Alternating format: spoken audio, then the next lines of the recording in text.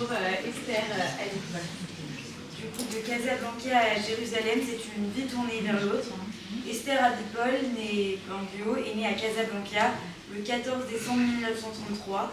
Elle est la fille de Yoshua et Rachel Banguio et descendante du grand rabbin Mordechai Benjo de Tanger. Elle a été élevée dans un judaïsme humaniste. Esther a grandi au sein des éclaireurs israélites du Maroc, EIM, où elle fut totémisée fléole en raison de sa grandeur d'esprit.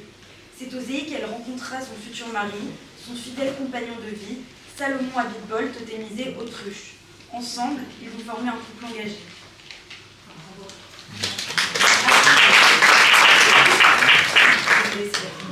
Après son engagement au Zéhi, Esther fonda à la demande de Winkler, le DEJ au Maroc, afin de venir en aide aux enfants défavorisés du Mélia. Elle y enseigna également. Ce moment fut décisif pour elle. À partir de là, elle décida de consacrer sa vie à accompagner les plus faibles pour les rendre responsables et autonomes. Après leur mariage, Esther et Autruche vécurent 2 ans à Taverny, une maison d'enfants de l'OSE, où ils accompagnèrent de jeunes orphelins rescapés de la Shoah. En 1962, elle prit la direction du DEJ à Lyon, sur demande de Winkler, un poste qu'elle occupa jusqu'à leur allié en Israël en 1977. Sioniste dans l'âme, Esther et Salomon firent le choix d'une alia engagée socialement. Ils s'installèrent à Netivot avec leurs 5 enfants et participèrent activement au développement éducatif et culturel de cette petite ville précaire du sud d'Israël.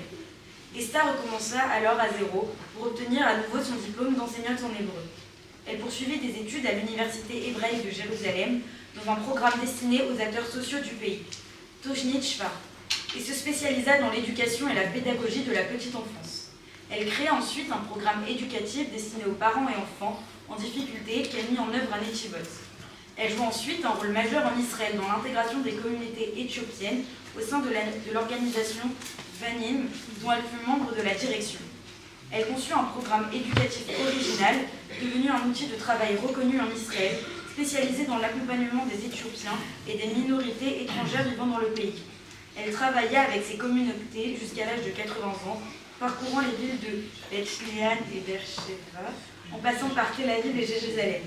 En 1997, Esther reçut en Israël le prix Mofet le Rinouche pour sa transmission sans fin, son courage, son audace, son humilité, sa créativité et son travail éducatif rigoureux tout au long de son parcours. Avec Autruche, elle reçut également en 2007 le prix Temudi, décerné par le FSJU pour l'œuvre qu'ils ont accomplie au sein de la communauté juive de France. En août 2003, une tragédie frappa la famille Abitbol.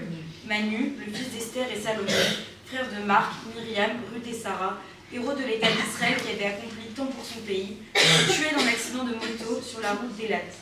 Malgré cette immense douleur, Esther et Autruche poursuivirent leur mission, toujours tournée vers l'autre. Esther était une femme combattante, courageuse, sensible à l'autre, engagée dans une lutte incessante pour l'égalité. Elle ne renonçait jamais et possédait une ténacité qui vous bousculait. Elle était à la fois drôle et sérieuse, une rire vous contaminait, aimante et profondément humaine. Pour elle, l'homme passait avant tout. Elle était une femme, une mère et une grand-mère incroyables. Nous sommes et nous avons toujours été fiers d'elle et de notre père, Autruche.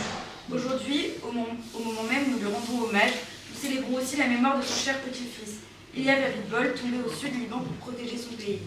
Lui aussi portait en lui ce même désir d'aller vers l'autre. Lui aussi avait hérité de ces valeurs. Que leur souvenir soit pour nous tous une bénédiction et que leur lumière continue d'éclairer nos chemins.